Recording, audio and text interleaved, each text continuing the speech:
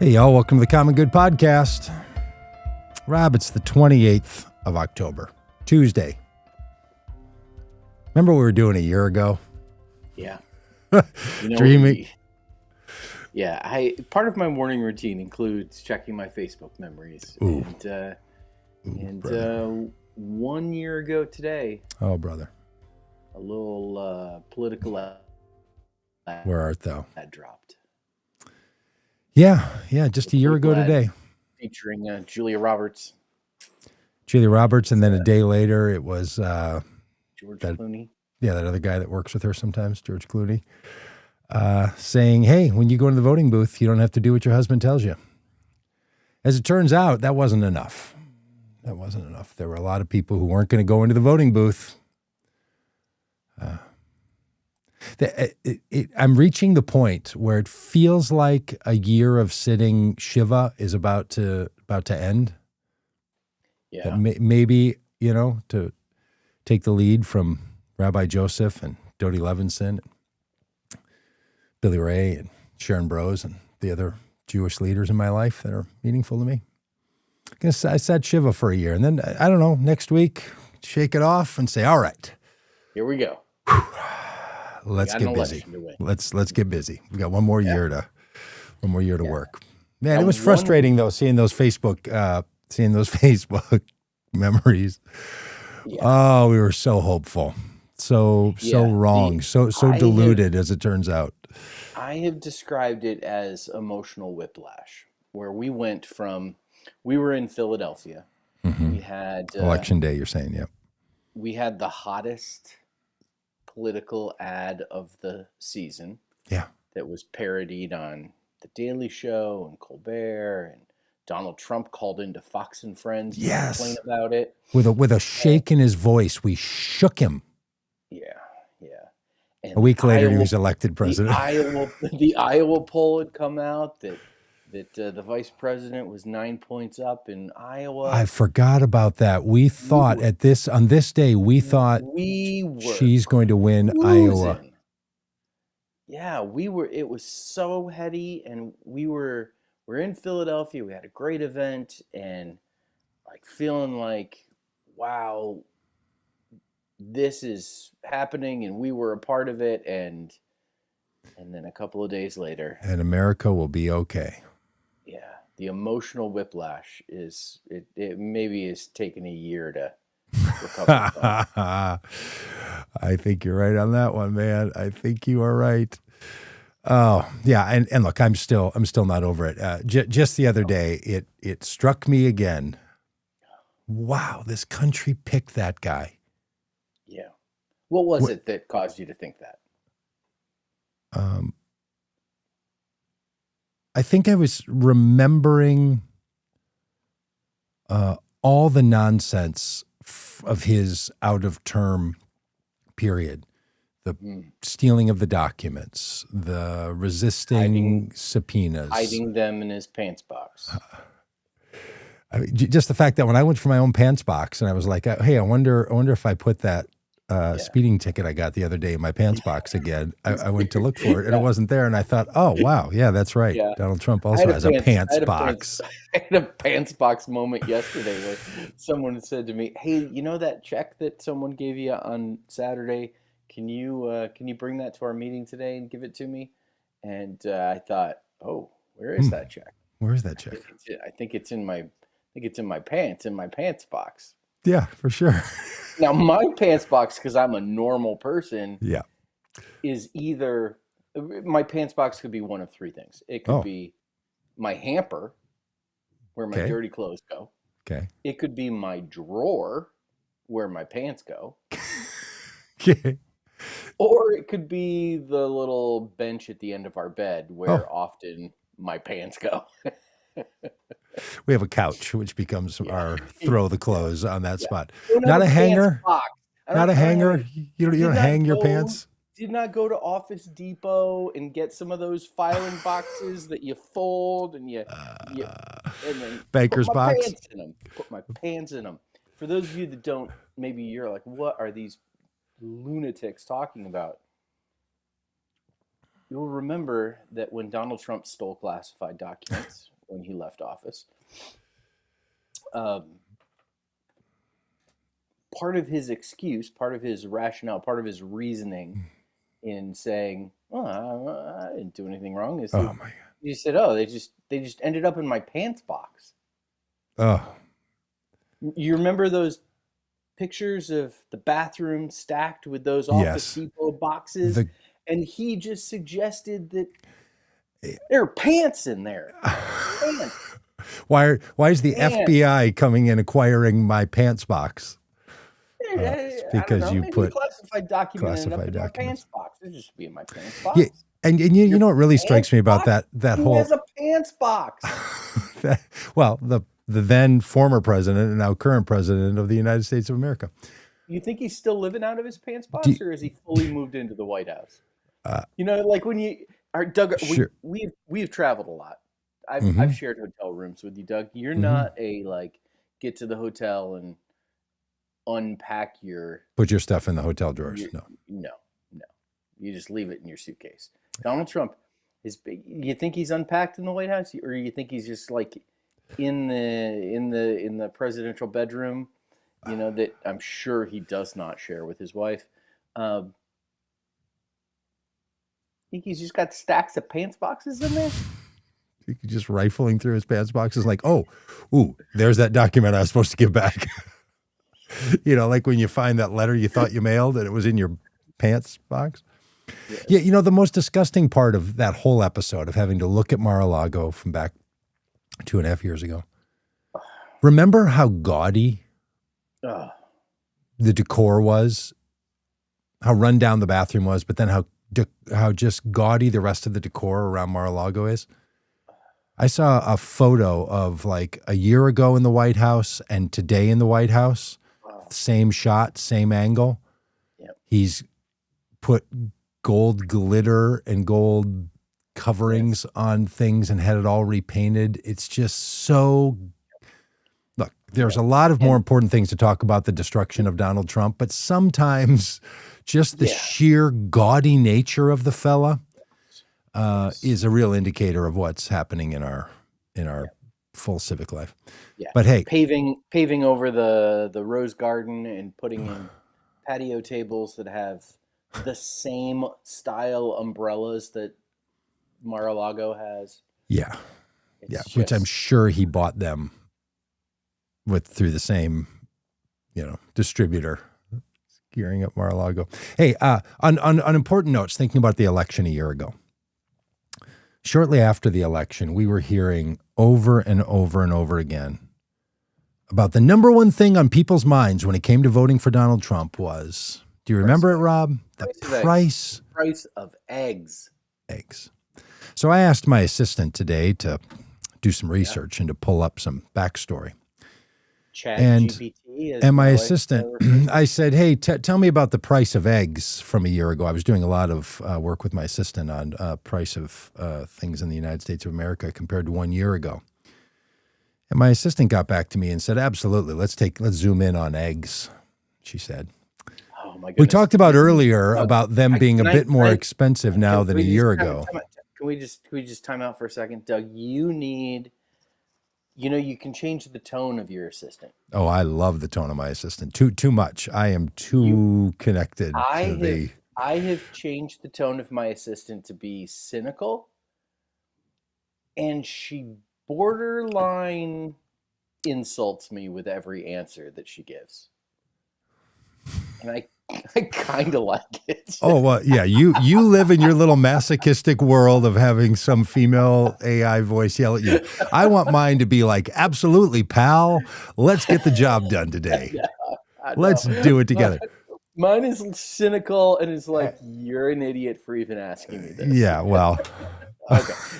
I think you should experiment with the cynical. I mean, it's a trip. You know how the Buddhists have this saying, you don't see the world as it is, you see the world as you are. It's just a great truism. I think that's the way we are about our AIs, that we want Yeah. the AI to reflect whatever Yep. story we're saying about ourselves on the Yes. inside. An AI made in our own image. You literally went in and found one It's like, that oh, that resonates. sounds like fun. Wow, that sounds how I talk to myself. And I'm like, absolutely, pal, let's zoom in. Like, I don't know what it says about my mother and my wife, but here we Or go. you. Or me. No, I Yeah. totally want to deflect it to Yeah. them. Okay. You chose this one. Specifically, the average price of a dozen large eggs, my assistant told me, right now is around $3.49, whereas it was about $2.80 this time last year, a 25% increase. Now, Rob, I just want to be really clear. I have heard no one talk about the price of eggs in a year, other than people like us saying they're more expensive. I've heard no voter. I have heard no interviewer. I've heard no president of the United States talk about the price of eggs. That apparently the thing that drove so many people to select a democracy-denying, future of America down-talking, American-hating person to the presidency was the price of eggs. It was unbearable under the Obama administration. It's up 25%. If you bought eggs a year ago, it cost you $2.80. Now it costs you $3.49. And you know what? No one cares. Have the eggs that you bought a year ago, they're probably spoiled. Sell them off. You can make a profit for $3.49. If you hard boiled them or something and they're ready to go. You know what I'm starting to think, Rob? You know what's sneaking into my maybe it wasn't the price of eggs. Maybe it wasn't the price of eggs. And look, Democrats, if you start going down the road of prices are too high, nobody cares. That's not why we pick presidents and congressional leaders. That's what you tell yourself so that the other real reasons don't seem so stark. Okay. So the people are unreliable narrators of their own lives. I say this often. I say this because I live in a congressional district where I'm running for Congress, where 87% of people are registered as independents with no party affiliation. And so you think, oh, well, this if 87%, only 6% are registered Republicans, 3% are registered Democrats. You think 87% of voters are registered independents. My goodness, this must be the purplest of districts. That could go either way. But no, when voting patterns actually happen, people like to think of themselves as objective. They like to think of themselves as independent. They like to say, I pick the person, not the party. People are unreliable narrators of their own lives. And so when a pollster happens to call, or you get asked by an exit poll person as you're leaving the, hey, what influenced your vote? Why did you vote the way you did? The price of eggs, the price of goods, the cost of living, however you might, even more broadly, the economy, inflation, all of those things kind of wrapped up together, was the answer that people gave. And you're suggesting, Doug, that maybe while people say that this was important to them, maybe it wasn't nearly as important as other things. Well, only because if so, then you would think those same people who said no to that administration because they thought the president was responsible for the price of their eggs would say to this president, you are responsible for the increased price in eggs. They don't, ever, even when asked. Even when you ask them, is inflation a problem for you? And inflation, when I asked my assistant about overall inflation based on, the GPI, where they put a bunch of products together that your average person buys, they're all up 3%. Food prices overall up 3%, even though eggs are up 25%. Shelter costs up 3.6%. medical up 3%, recreational costs up 3%, transportation services up 3%.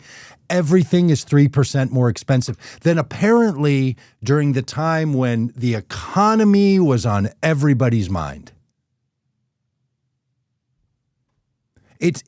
I'm just saying to you, it defies the ability for Democrats to use this notion as the reason why people should vote for them.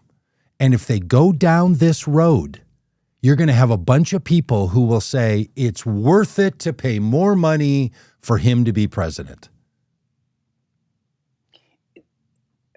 So if people are unreliable narrators of their own lives, and if they claim that the price of eggs was the issue, but obviously it wasn't the issue because we're not having protests in the streets over the price of eggs. No, we're clearly not.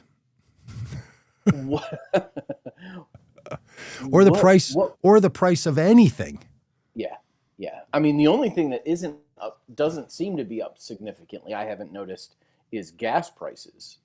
Gas prices seem to be pretty stable. I don't know. Maybe you could ask your assistant that. Though, I bought a new car this week, Doug. Oh. We didn't new cars are up more than 3%. The average price of a new car was $48,000 a year ago, and it's $50,000 plus this right now. I bought a used car. That's up. Yeah,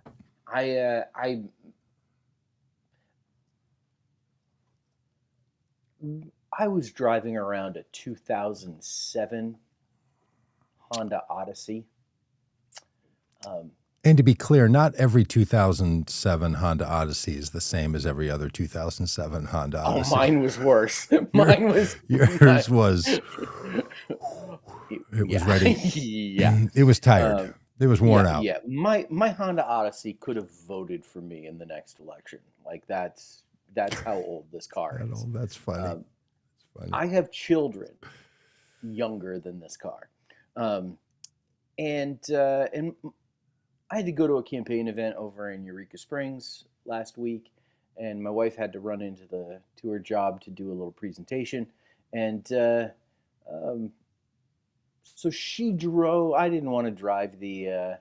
I haven't. I didn't want to drive the van because it's a bucket of bolts, and so she drove the van to work, and I got a text about halfway through her trip, as I was driving over to Eureka Springs, that said, sent by Siri, of course, hands-free while she's driving.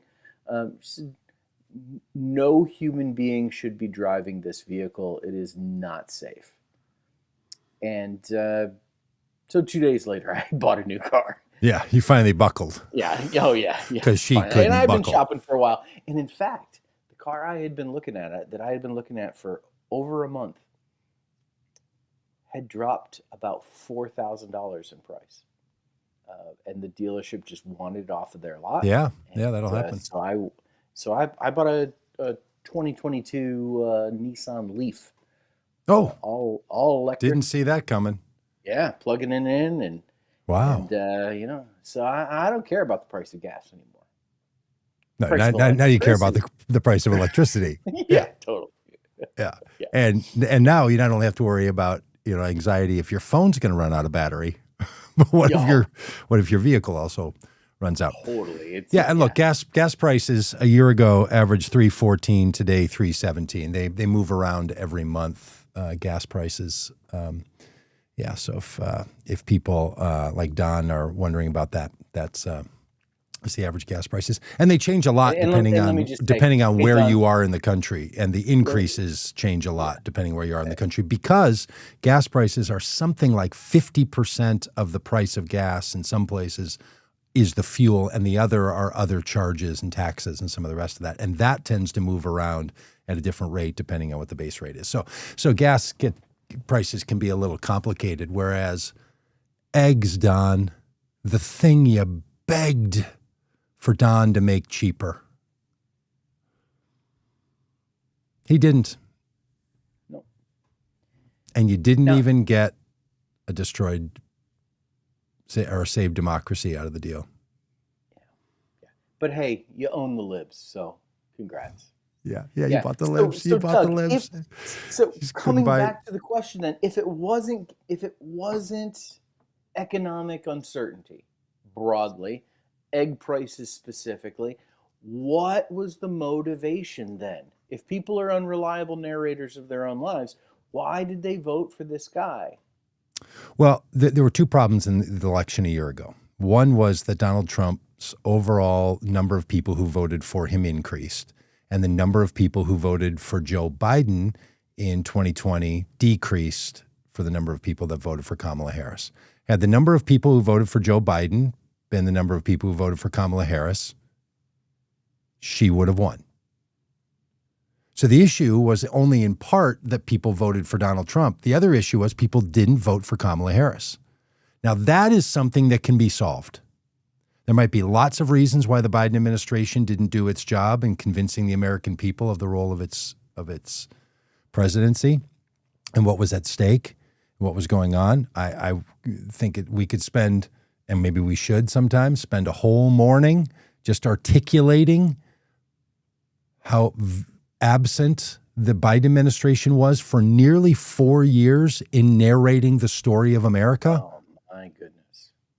Yes. Seeming to have learned nothing about that, with all the accomplishments, with all the things that were done, with so much to have talked about. They talked about nearly nothing for 4 years and allowed a sensibility to set in with nearly no pushback. And at the same time, so many Democrats continued to believe that the turnout model and not the persuasion model was all that was needed. So, look, what we have said over and over and over in our work, and I think it is so fundamentally true. The American people are not primarily driven by policy. They're driven by identity. Mm-hmm. The American people want to feel good about America.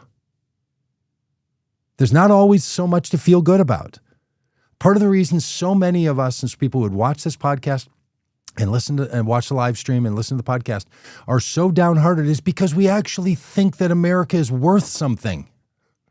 Yeah. So part of what the job is of the president is to be the booster in chief, to talk about the country. And if you personally can't do it, you get other people to do it. Like you build a narrative by which people feel good about America. And look, I know that there is a part of the progressive wing of politics that believes that America doesn't have much to brag about. So don't lean into that side when you're trying to boost the role of America in people's minds. Maybe lean into that side when you want to correct some of the problems, but don't front forward those arguments that America is not worth defending and that the ideals of America matter. And first and foremost, Democrats, that you like all of the American people and you will ask them to vote for you.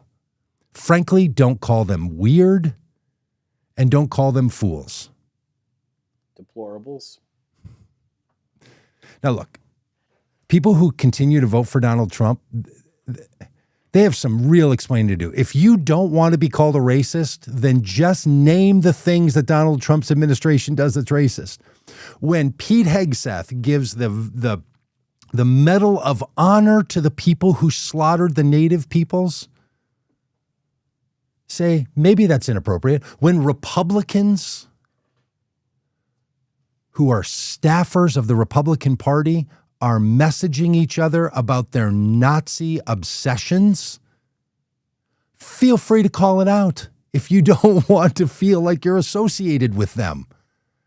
So it's not hard. Look, we don't all have to be clumped together. And it's really easy for any of us to say, that's some of us, but that's not me. Just say it. It's really not hard to not be called a racist. Yeah. Yes. And I just want to respond to Don. Hey, Don, good to see you, man. Thanks for all the posts you put on my my site, on my Facebook page. I appreciate that. Oh, you know Don, Don. Good. Hey, Don. no, I don't. I don't know Don personally, but Don's a frequent commenter on anything I post on Facebook. Great. Uh, Don, you say your comment says you're right about the left and not being patriotic. No, no, no, no, no, no, no, no, no. We did not say that the left is not patriotic. No, Don. Like that's a total misrepresentation of what Doug said. What we're saying is that what happens on the left often is a recognition of the flaws in our country, Which is patriotic. Yep. Both historical and present day, and calling those out in hopes of moving beyond those. One of the phrases I love, from our founding documents, is that phrase, in order to form a more perfect union. Yep. There is this constant movement and progression toward being a more perfect union. And it is not unpatriotic to say we are not yet a perfect union. Yes. We have to get more perfect. Yep. And frankly, and something I've been saying, I had the chance to speak to Doug. I had a chance to speak last week to over 100 high school students who were gathered together voluntarily, and it really was a remarkable thing. And I was blown away by their questions and their intelligence and their engagement. And listen, you look at this, you go, okay, like, I told them, I said, listen, part of the reason why I'm running for Congress is because America is not as free as it used to be. And it's not as free as it should be. Mm-hmm. And there have been times where we have made gains towards being a more perfect union. And there are times where we have taken steps backwards towards being a more perfect union. And frankly, I feel that we're in a time right now where we're taking steps backwards. That's right. And it is patriotic to say this is not, this is who we are, as our friend Dan likes to sing, but not who we need to be. Yep. We have to be. Yeah. And look, what I'm getting at is that a president of the United States needs to come out and talk about America. Just talk about what you're doing. What's up? That's what I'm getting at. People want to hear from the president about the president's role as the commander-in-chief, and they want to hear about the president's role as the head of the executive branch of the government, and the only person that everybody has a chance to vote for, if you're able to vote in this country, you're the only one. Every other elected official is only some people. This is all of us who can vote get to vote for this person. They want that person to be out talking about America. They really do. And both Barack Obama and Joe Biden tended to say, I'm going to let my policies do the talking. Look, there is a sense inside of a lot of progressive movements that I'm a part of and proud to be a part of, where people say things like actions speak louder than words. But no, they don't speak louder than words. They do something else, but they don't explain. They don't say things. Human beings are verbal and written, communicative animals. Yes. We don't just want to interpret performance. Yeah. Say it. Say things. Get out and talk.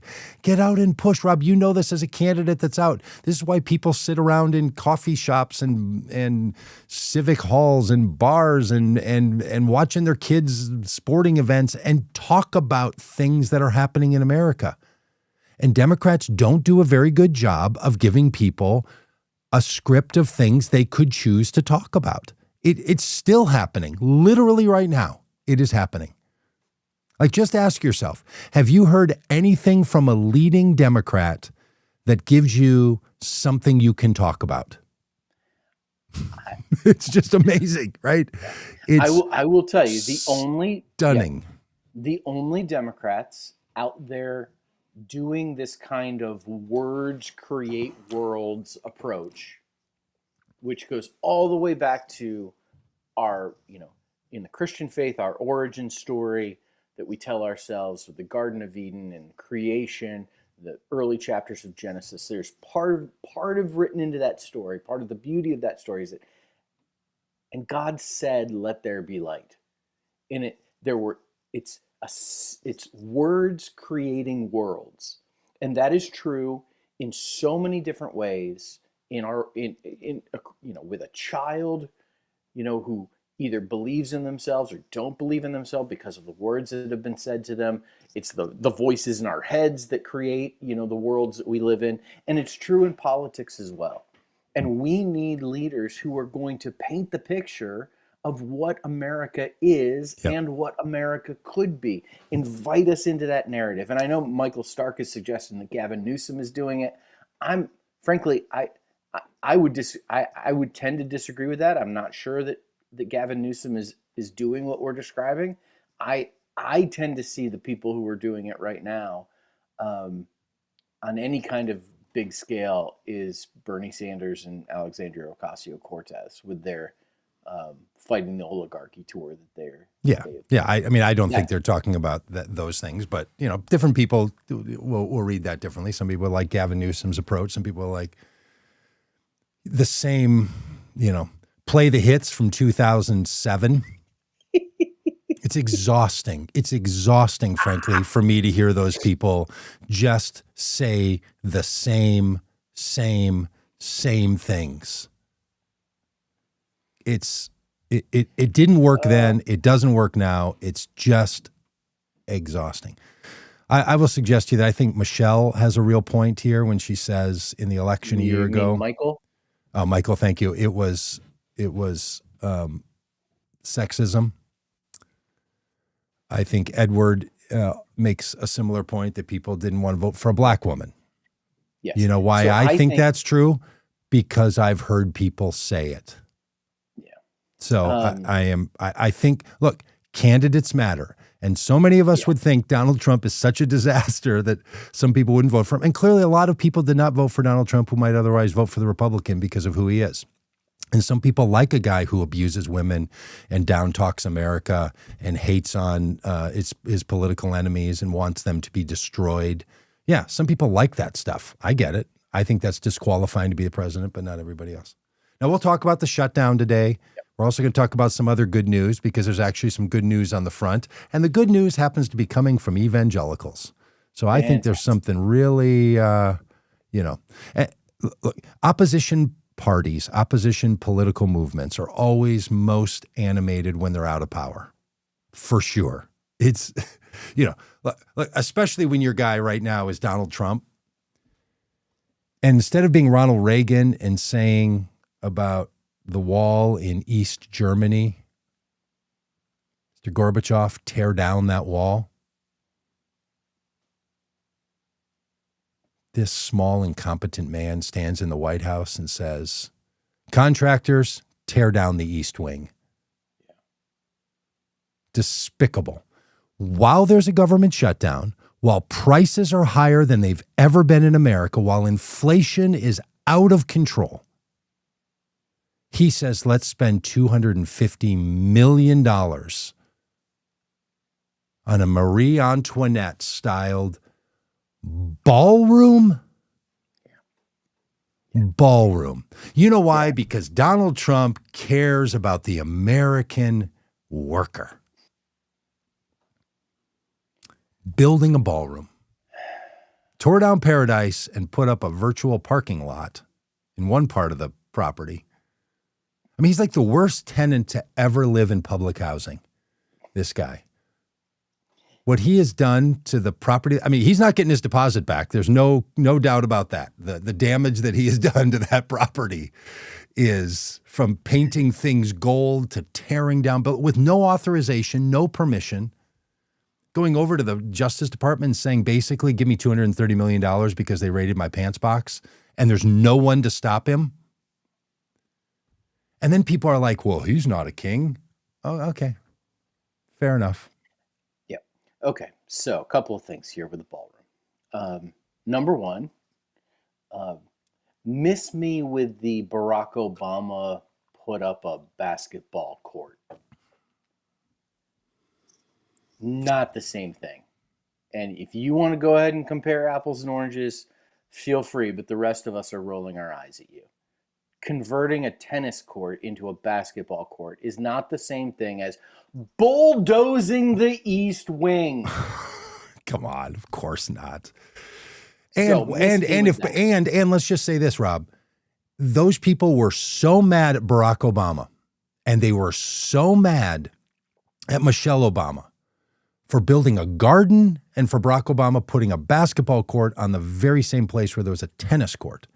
They thought it was terrible. Then why do you use that as your excuse for tearing down the East Wing and paving over the gardens? If it was wrong for Barack Obama to do it, then why do you say, well, it's like Barack Obama doing it?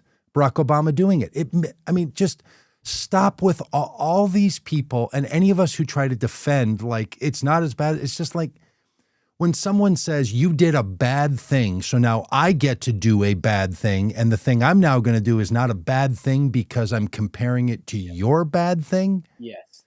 These are not reasonable arguments. These are not reasonable people talking about reasonable things. Yes. Yeah. One of the things I'm about to quote Bill O'Reilly, Doug. Okay. And not even in the sense of, F it, we'll do it live. Or what his order would be at Starbucks, which would be fine if you go to Bill O'Reilly, just ordering a latte. Yeah. Bill O'Reilly used to say that you don't excuse bad behavior by pointing out the bad behavior in others. No. And he's absolutely right about that. And converting a tennis court into a basketball court is not bad behavior. Bulldozing the East Wing of the White House, on the other hand, might not be bad behavior, because I'm not sure, buildings have morality, but my goodness, can we talk? Okay. The assumption is that the whole funding of the ballroom, the bulldozing of the East Wing, and the construction of an unnecessary ballroom is privately funded.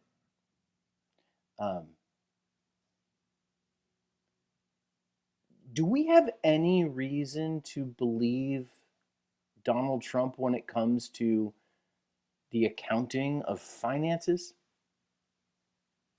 Do we have any reason to believe that this guy is honest and forthright and transparent with where the money comes from and where it's going?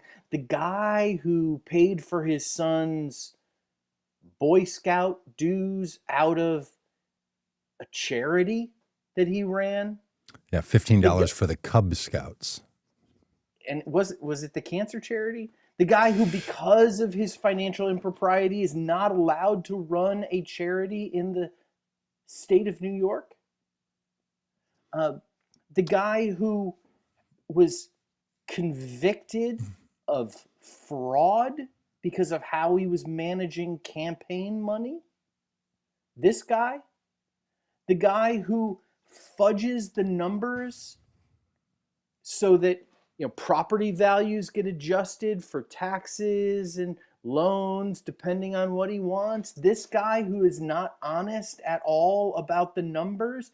This guy, because he said it's being privately funded, you're going to trust this guy? This guy who could not get loans in the United States of America, because the guy who has bankrupted a casino, this guy who's declared bankruptcy multiple times, he's the one you're going to trust when it comes to the numbers? Fool me once. Yeah. Well, yeah. But apparently for a lot of people, the answer is, oh, absolutely. He's my look. Okay, I want to make one other comment about that here in a moment. And if it's being privately funded, where's the money coming from? Who is the money coming from? What perks, benefits? Hold that thought for a second. Are those because people getting in exchange for donating to this project that Donald Trump wants? Great crucial question. Look, two things happened in sort of the same window of time. Donald Trump said he was going to contribute roughly $200 million of his own dollars to the building of a West Wing or of an East Wing ballroom that a lot of people thought was going to be an addition. Yes. Not a teardown. Because he said it was going to be an addition. Yeah, because he says so many things that are not true or so inaccurate that you call them lies. Roughly the same time, he started the back channel actions of filing a lawsuit against the Justice Department for harm that was done to him by him being investigated for the crimes that he was accused of when out of office. Where two people get to make the decision if he's going to be granted $230 million in compensation. Two people. One, his former lawyer, and now an assistant in the Justice Department. And the other one, the person that he appointed to be the Attorney General. Those two people get to say, write him a check. And no one can put a check on it. Do you think Donald Trump has decided that for his $200 million contribution to the ballroom, he's going to get the money from the Justice Department? Okay. All right. Hold on a second. So Fortune has listed the 37 entities that are funding the ballroom. Doug, I would like you to stop me when I mention the name of a company or an individual who does not have significant dealings with the federal government, either in terms of contracts or interests in laws being passed. Stop me when I mention someone who wouldn't have something that they would want the Trump administration to support or advocate for. You hear what I'm saying? Okay, and before we do that, can I just make one other note? Yeah. When did we decide we are going to pay for public infrastructures like the White House with private donations? Why are we doing that? We need to decide in this country what is collectively funded, what is privately funded, what is funded through businesses, what is funded through nonprofits. We make those decisions all the time. From my vantage point, no one should be contributing to the building of permanent buildings on the White House property because it belongs to all of us. And donors making those donations should not be the means by which we fund it, no matter who it comes from or what their motivations are. There is, to me, a step back further from all of this, which is who in the government decided this is how we're going to fund anything.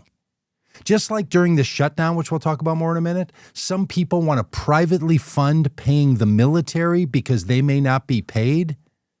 We should not be privately funding the military. There are reasons we publicly fund things. So whether we think these are the good people or the bad people, to me, it doesn't matter. Because this isn't how we do it. That's why we have a public treasury. For the love. That's why we are a nation and not a series of private entities collaborating together in a business project. This is a country. For goodness sakes. By the way, I'm starting my juice. You know, I do an annual juice thing. So you're a little cranky? Not yet. I'm not yet even cranky, but I'm just, this is first morning. This is first juice of first morning. Oh, I mean, man. Can you imagine me in a few days? Oh, I'm Set going to be off the rocker. I'm going to be off my rocker. Set a reminder for next week, everybody. I am like, give me food or give me fire. All right. But anyway, let's hear the list of disinterested parties. Yeah. Totally altruistic, have nothing to gain from currying favor with the Trump administration. You ready for the list? Stop me, Doug. When you hear a purely altruistic organization with nothing to gain from the Trump administration, Meta, Ah, Apple, seriously? Amazon, Google, Lockheed Martin, Microsoft, Comcast, Altria, it's the parent company of the tobacco brand Marlboro and one of the country's largest tobacco firms, and has pushed for less FDA oversight over e-cigarettes. Coinbase, the Jeez. popular crypto exchange platform. Plantier Technologies, a data analytics company that is had all sorts of new contracts under the Trump administration. T-Mobile. And their merger.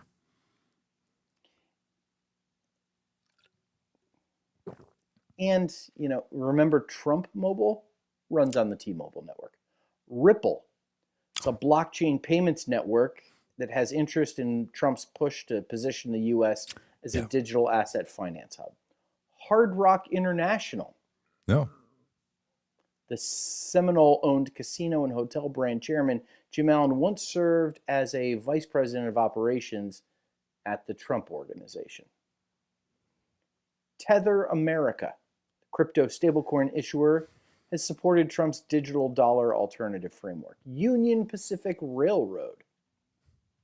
Micron Technology, U.S. chip manufacturer, celebrated by the White House this year after announcing a $200 billion investment in the country. Caterpillar. Booz Allen Hamilton, the defense and cybersecurity contractor. HP.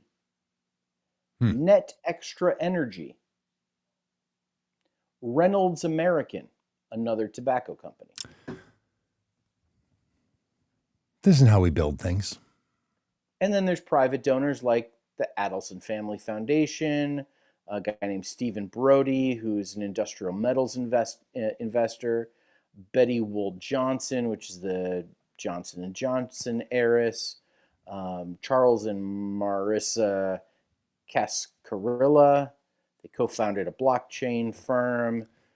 Edward and Sherry Glazer own the Tampa Bay Buccaneers.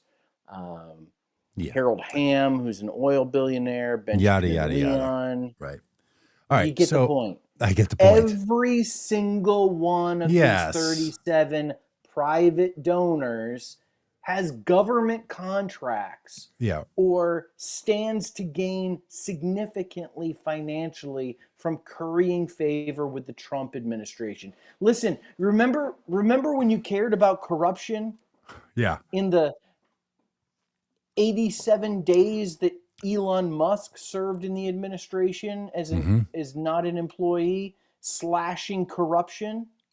Do you remember when you cared about that? Yeah. I'm old enough to remember when you cared about corruption. That's a good line. I'm old enough to remember. You cared about corruption. Okay. Organizations, businesses, foundations, individuals make pledges all the time. You know what else happens? Public pressure is put on people and they stop it. Every one of those businesses that any of us do business with, we should express our complete dissatisfaction with them joining in the privatization of the destruction of White House property. It's not how we do it. They should have said no. Then you know what's going to happen? The cost overruns are going to be through the roof. Because you know what Donald Trump has not figured out how to do is to make the government more efficient. So when the cost overruns come and the budget comes out on this ballroom, who needs a ballroom on the White House property? Rob a ballroom. because you think we should have classier dinner parties. And I don't know, ballroom dances. It is so despicable. And in the meantime, there's a government shutdown happening where SNAP benefits are going to be stopped for people, even though there is a fund, a contingency fund to fund SNAP benefits during a government shutdown, and Republicans won't access it. There is no reason people shouldn't be receiving SNAP funding. The reason Republicans are not going to access that fund is because they think that if they punish SNAP recipients long enough and hard enough, Democrats who care about people suffering will buckle and will fold and will sign a deal. They're not going to get away with it because they can use the very fund, the government-provided fund, to pay for SNAP benefits. Yeah. Listen. It's so outrageous. This administration is so profoundly the opposite of everything the people who said they supported it were doing. And look, I am not trying to Trump shame people for voting. You made your decision a year ago, but you've had a year to come to your senses. And right now, you need to look at this. Oh, he just... There are 32,000 families who live in my congressional district who rely on SNAP benefits. Say that again? 32,000 families that live in my district who rely on SNAP benefits. Wow. And you can complain about people using food stamps to buy soda, blah, blah, blah. The reality is that those families, and it's on average about $351 a month per household, SNAP benefits, pays for groceries, man. Yeah, groceries. It's peanut butter and jelly. It's ramen. It's pasta and pasta sauce. And it's bread. It's eggs. That $351 doesn't go as far as it used to, thank you very much, because the price of eggs have gone up 25%. Yeah. It's milk. Which is up 3% since Joe Biden was president. It's a birthday cake mix for a kid who's having a birthday this month. Yep. That's what it is. That's what it is. So while Donald Trump is building a ballroom that costs hundreds of millions of dollars, 32,000 families in my district and millions of families around the country aren't going to be able to buy breakfast. It's shocking. You think about that like old Marie Antoinette quote of like, let them eat cake. We are reliving this. Yes. It is literally happening before our eyes. Right. And the reason that there's a government shutdown is because Democrats will not pass a budget resolution that reduces the promised subsidies for health insurance and Obamacare. That's why. If you wonder why there's a shutdown, that's it. Yeah. And the reality is that they're saying we're going to punish SNAP recipients by taking away the food that becomes essential to people not going hungry in America,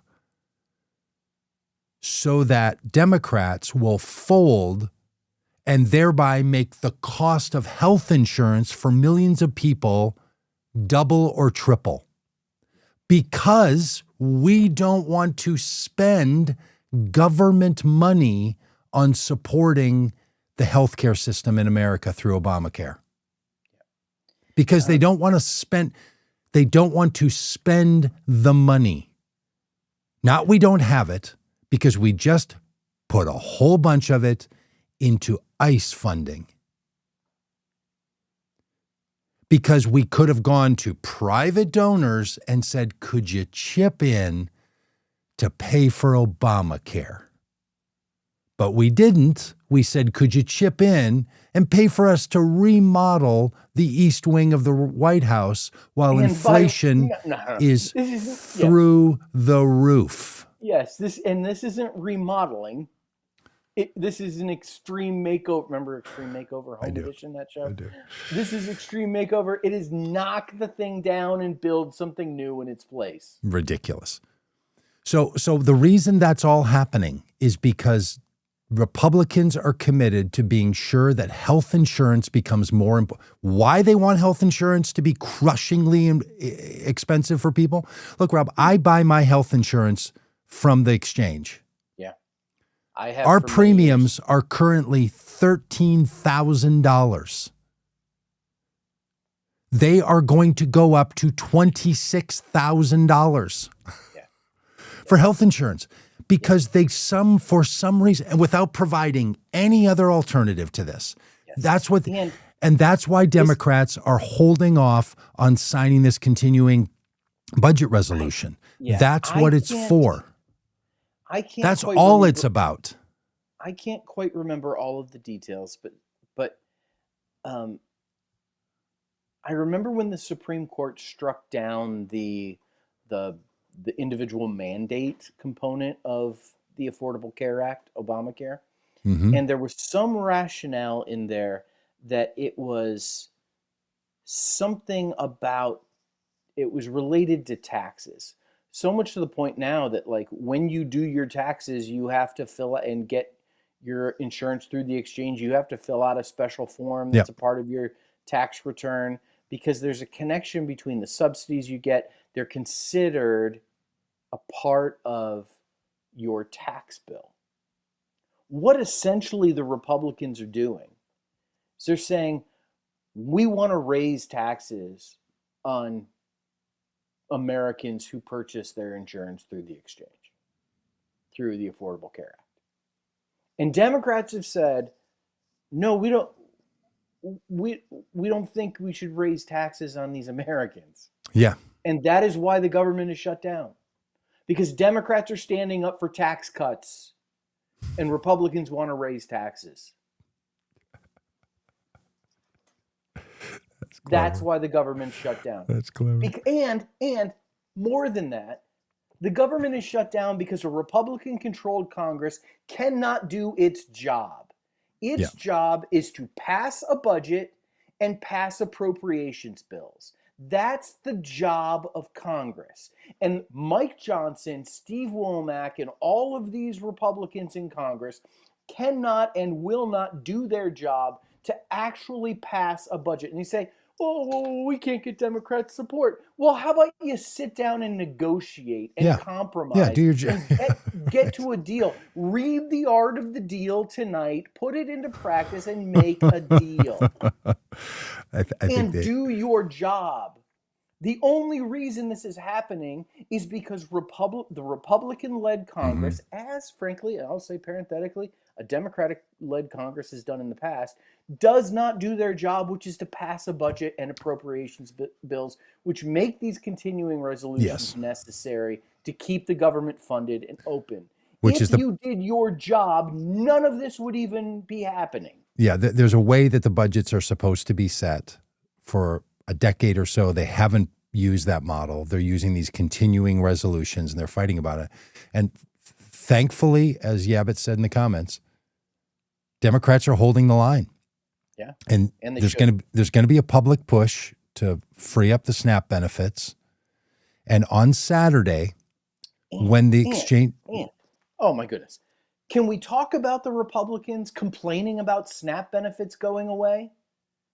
My opponent, and I'm turning this into like a campaign thing, my opponent, Steve Womack, is all over X complaining about SNAP benefits going away, how terrible it is. This is the same guy. These are the same But he's blaming the Democrats for taking SNAP benefits away. These are the same Republicans who voted for the one big, beautiful bill, which cut SNAP benefits. you are using the grocery bills of American citizens as a cheap political football to score cheap political points. And in the process, you are inflicting so much pain and mayhem on people's lives. It is dishonorable and disgusting what the Republicans are doing right now. Yep. Hey, can we talk about a little good news? Can we try that for a couple minutes? Venezuela? Listen, let me just say this. We probably don't have time to talk about Venezuela, but listen. No, not yet. Venezuela will be coming, but look, here's my rule. I don't want to talk about things that Trump is threatening to do because there's so many things he is doing that are horrible. Who has time to I think by the time we play fantasy football.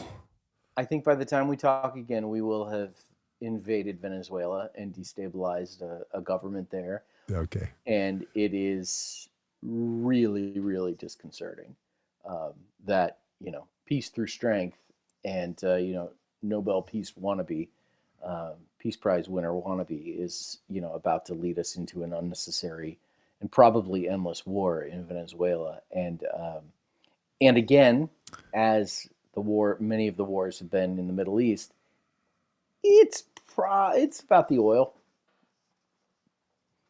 It's about the oil in Venezuela. So, I mean, I'm sure we'll have a chance to talk about it next week when we're at war when he does it. When we're at war with our great enemy, Venezuela. Venezuela. Hey, it was also interesting to see them shooting boats and killing people on Venezuelan boats because they were bringing drugs into the country because they told us the drugs came in the country by immigrants. Mm-hmm. Oh, yeah. As it turns out, backpacks. No, it doesn't come in by immigrants. It comes by boats. I've been saying this for years. It comes by trucks. It comes in American citizens' cars. Yep. Guns go out. Drugs come in. The gun industry in America funds the drug industry in America. And if you invest in the gun industry, you are funding the drug industry, the illicit drug industry, the criminal cartels. But here's good news on immigration, Rob. Oh. The National Association of Evangelicals. Now, I want to say something about evangelicals and what the word evangelical means. There's a lot of kinds of evangelicals, a lot of people who claim the name. There is one group that has called themselves since 1948 the National Association of Evangelicals.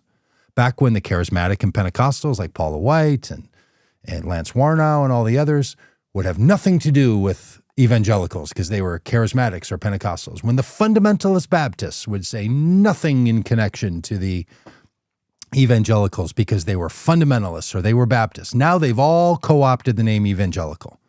But about 1/3 of those evangelicals that we talk about in this country are part of the brand, part of the community, part of the vibe, part of the ecosystem that is the National Association of Evangelicals. Their magazine came out this week. I'm on the mailing list because I remain a card-carrying, dues-paying member of the National Association of Evangelicals. And when someone tries to tell me that I'm not one, I'm like, I pay my dues. Out of your charity? They no, actually out of my own pocketbook, which is about $15 a year. But they put out a magazine this week, and the theme of the magazine, I think it's their monthly or maybe every other month magazine. The theme of the magazine is A Church for the Stranger, Biblical Mandates for the Church's Role in Immigration. And I thank them and commend them for this. The center of evangelicals, not the fringy evangelicals, not the in name only evangelicals, the center evangelicals have always said we disagree with MAGA Christianity and their view of immigrants. And they put together a beautiful piece. Inside this piece, they have a story about evangelical leaders taking people to the border, to encounter the border, something we've made a whole documentary about, matters a lot to us, stood in the very places we stood with some of the organizations we've worked with. They're going to the border. They care about these issues. They have a whole article in here about what's behind the headlines. What are we not being told? And it argues for a landscape understanding of immigration that puts MAGA in retreat. So if you are an evangelical, if you know evangelicals, tell them this is going on. And if they want to say, well, those people aren't real evangelicals, go ahead and just let them keep putting themselves in a smaller and smaller religious sect of the immigrant-hating evangelicals. They have an article in here of the call for compassion. So if you want to say, well, the government can be cruel, but me as an evangelical or as a leader or as a church, we need to show compassion. At some point, your compassion will fatigue when you realize that the reason you have to show compassion is because the cruelty of the Trump administration. The Trump administration, by the way, Rob, which will have its ICE agents shoot pepper balls into the face of clergy members. You want to talk about Christianity being under attack? Federal agents firing paintball and smoke bombs and pepper balls into the faces and the heads of clergy members. Yep. Can you imagine if the Obama administration had had anybody in their world fire a weapon at a clergy member? But there's crickets and silence from MAGA Christianity about this.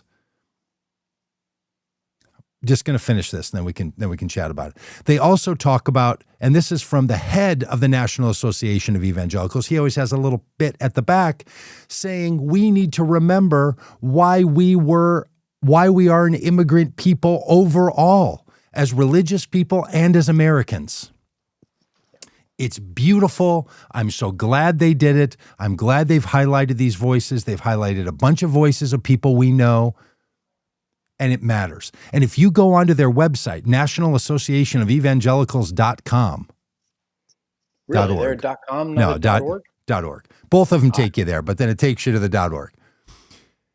The first thing you're going to see is a chance to sign a petition calling for the federal government to return the money that it was being spent through USAID. Evangelicals opposing the Trump administration on its spending around the world. You can sign yourself onto the petition. Now, look, not everything inside the National Association of Evangelicals perspective is something I agree with. Of course not.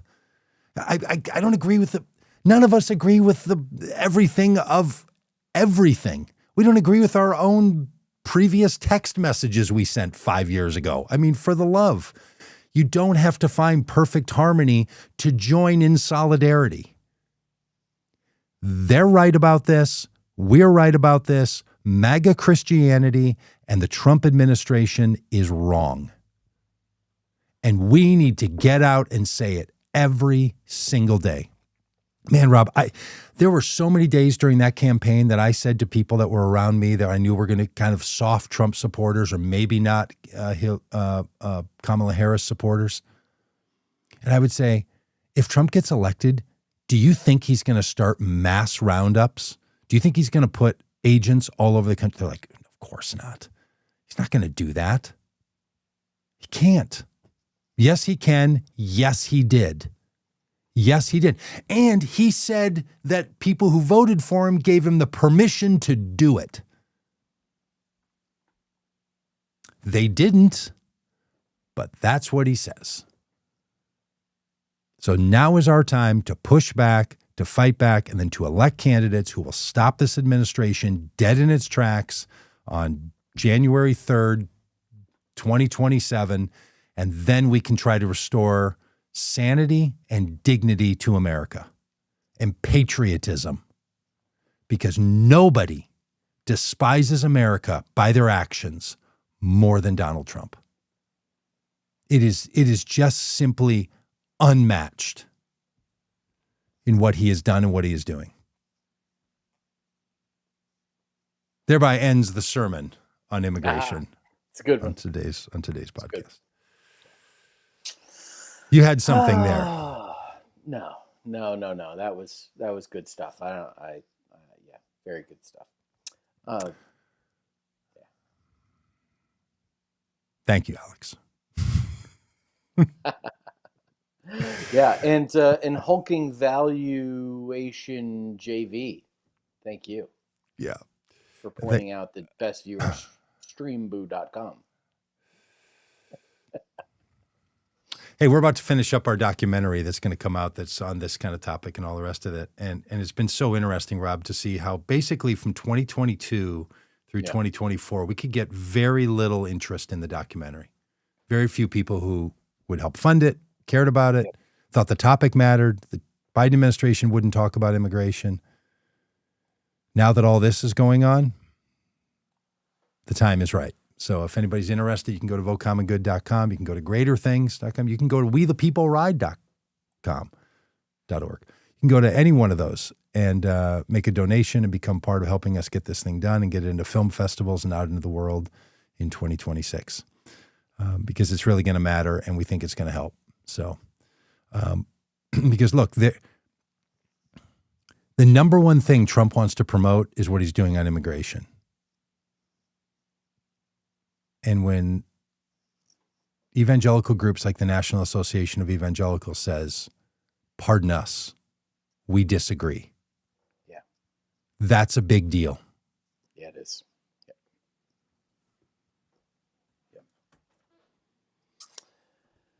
You done? You got enough? Yeah, more than enough. What are you going to do? Go eat food? Yeah, I'm not sure. I got to go.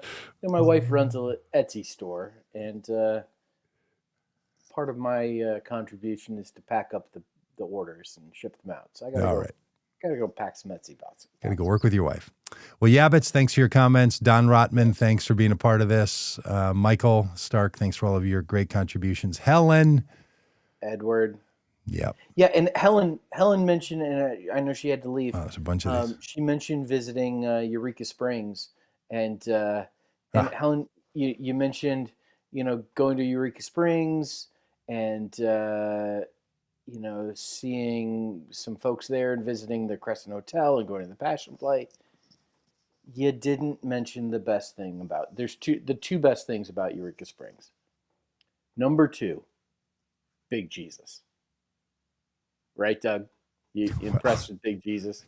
I took Doug to Big Jesus. Very unimpressed. But yes, it's the largest statue of Jesus I've seen. Yes. And number 1, the best thing about Eureka Springs, the gravel bar. Yeah, for sure. Yeah. Where Great Doug shirts. got a wonderful t-shirt. And Reginald, thank you for your comments. And by the way, Eureka Springs is in Arkansas. Mike Stavlin, thank you for your sharp ear. Christy. Maybe this podcast should just be renamed Pants Box Talk. Oh, goodness sakes. Boy, yeah, Dave. Lots of comments in here. Thank you everybody for your participation. It helps. If you're watching this on Facebook, thanks. If you watch it over on YouTube, we like you more. Just because it helps the algorithm. Yeah. So just go over there and interact with it. You're like our kids. We love all of you, and we have favorites. The Facebook or the YouTube crowd. Just because there's lots of reasons. Hey, was Google listed on the donors to the? Yes. Yes, it was. Shame. Yep. Shame. Public shame. All right. Thanks, everybody. Thanks for being all a good part of this. Next week at this time, I'm going to be in Washington, D.C., so we'll do a podcast live from me being in Washington, D.C., so who knows when that can happen and all the rest. So stick with us. Thanks for being a part of this. We really appreciate all of you. And if you're not on our email list, you can go to votecommongood.com and get on the email list. We'd love to see you over there. All right. You done, Rob? I'm done.